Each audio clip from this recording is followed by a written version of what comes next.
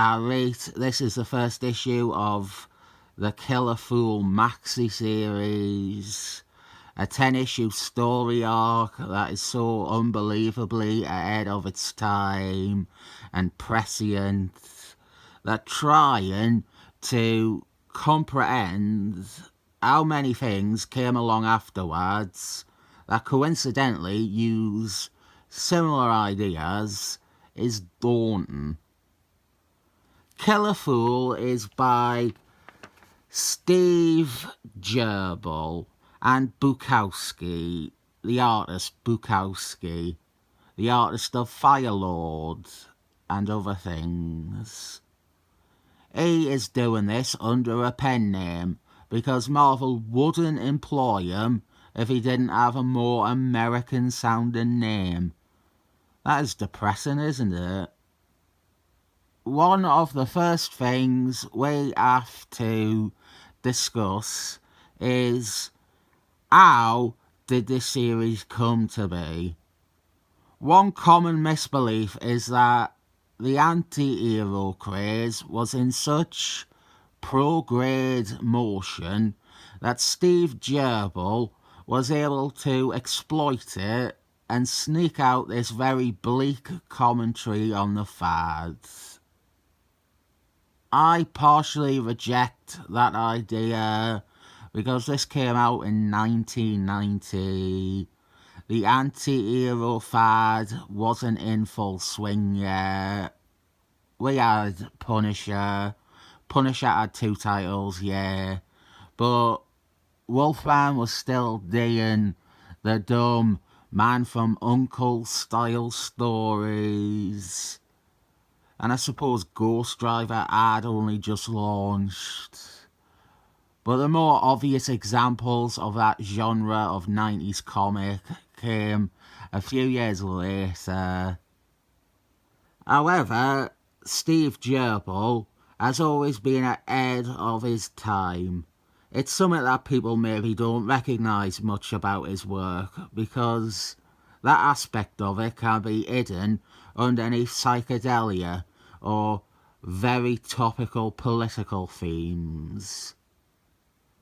I buy into the notion that Steve Gerber was ahead of the mass outbursts of anti-hero characters, and he wrote this, which acts as a prelude of sorts.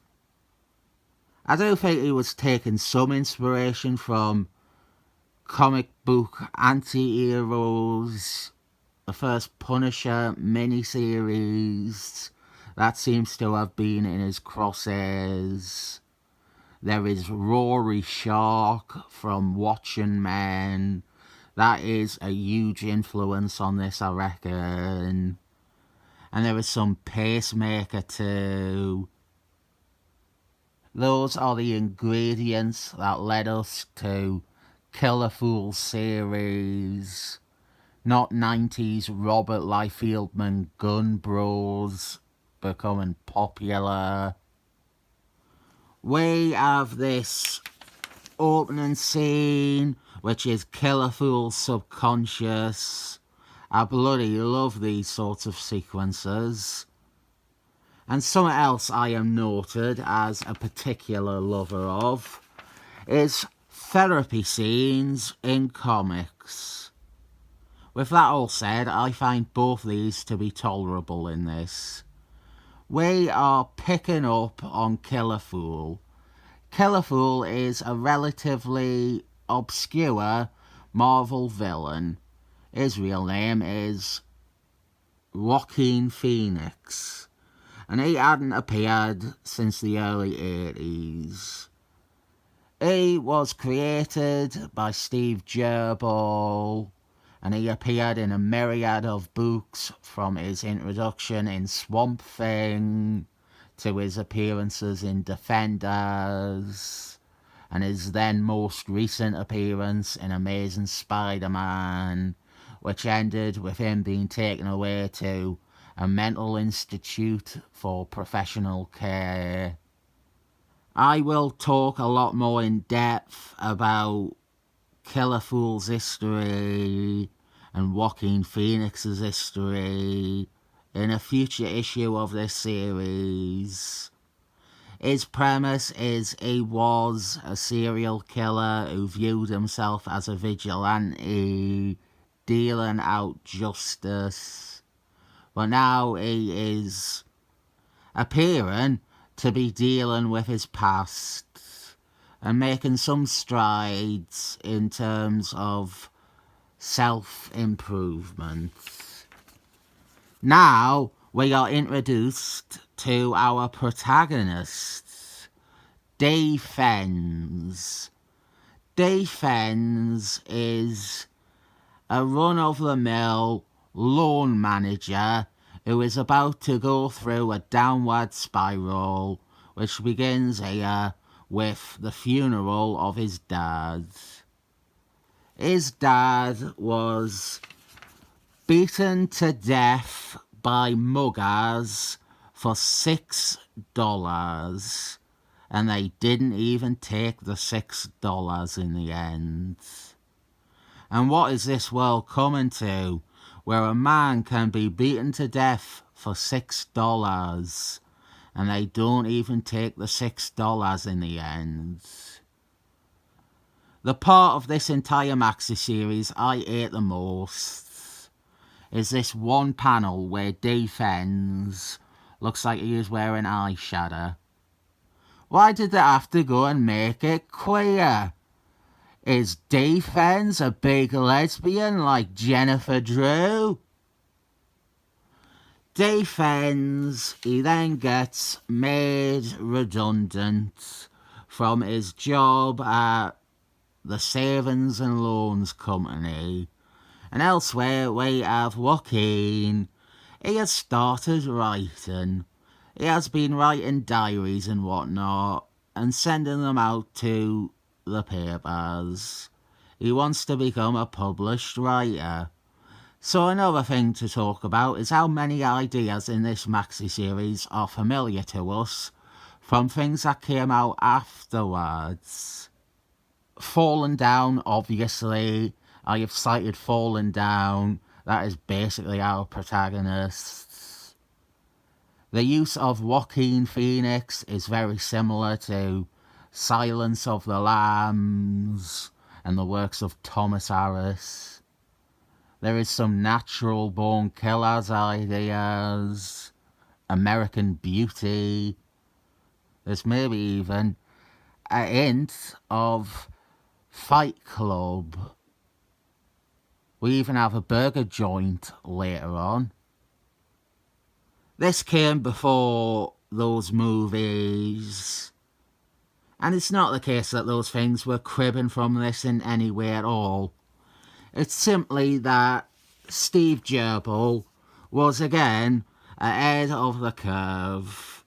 In the 70s, his original Swamp Thing stories felt like they were touching on what Albert Moore would do with Captain Britain a decade later.